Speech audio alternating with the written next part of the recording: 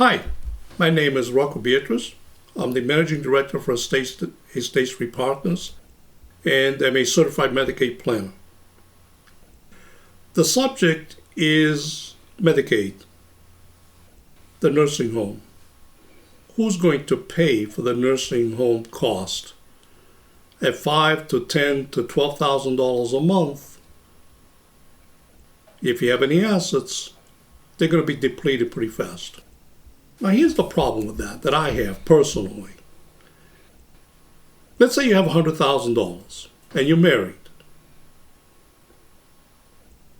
Essentially, you're going to have to spend your money down to $2,000. What's going to happen to the wife? If you have a home, who's going to pay the expenses? The rules are spent down for any assets that you have owned for the past 60 months. So if you gave away your certificate of deposit to one of your children, well, that should have been an asset available for your nursing home care. But you gave it away. And more likely, if you gave it to your kids, they spent it. So when they do the computation, they come up with a penalty period. The penalty period means that you got to pay, you have to have your children pay, say for the next 10 months, 15 months, 30 months, whatever the penalty period is, of assets that you gave away. They should have been available. They should have been countable assets towards your nursing home care. They are no longer available. Therefore, before the state kicks in, your family is going to have to pay the penalty period. Now, there are ways to get around that. One of the simplest is, if it's your husband, he says, no, I'm not paying, period. End of story. And my mother said one thing which was kind of interesting. I know how to avoid all that, she says. Just get a divorce. Yeah, it's an interesting. And quite frankly, it will work. Because you can't ask for assets that belong to somebody else in a divorce situation. The first thing that they do when you apply for Medicaid is to ask for what happens to your assets.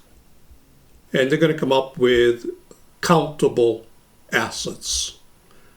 Then they're going to segregate, if you're married, countable assets, a certain amount belongs to the wife, a certain amount should be available for your own care.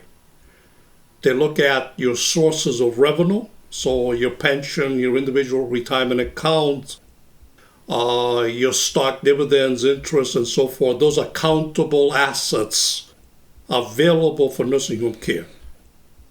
They make a distinction between what does the wife need. We usually make the assumption that the husband goes into the nursing home first, but it can be vice versa. Whichever spouse is in a nursing home, okay, the one that is not, she is the community spouse. Now, they go through a complex formula of allowing a certain amount of money to be given to the spouse living outside the nursing home to be able to pay for her expenses.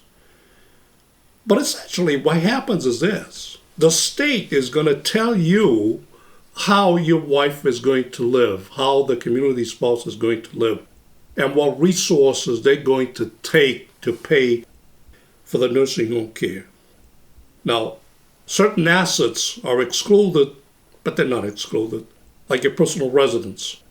Okay, as long as somebody lives there, or you have a child under the age of 18, I believe, or you have a child that is disabled, as long as you are going to be able to return to the home, they're not going to take the home. But that doesn't necessarily mean that they don't attach the home. They simply won't take the home while you are in a nursing home, while your wife is living there, or while you have a disabled child, or even a sibling that is living there. countable assets. But the bottom line of all this is that they have created a whole maze of a confiscatory system of being able to giving power to the state to be able to grab all your assets. And the problem that I have with all that is that it leaves the leaves the spouse in a destitute. It makes her poor.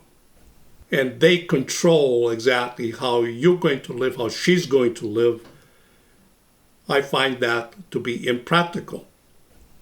The Cato Institute is recommending that they move the law from 5 years to 10 years. I think that that's onerous. Who knows what I'm going to be doing 10 years from today? And how does that affect me? So if you are 60 and above, you should be thinking very strongly about planning for your Medicaid. We're all going to end up there. It's not when, but how. To learn more about Medicaid, visit our website. This is Rocco Beatrice at State Street Partners.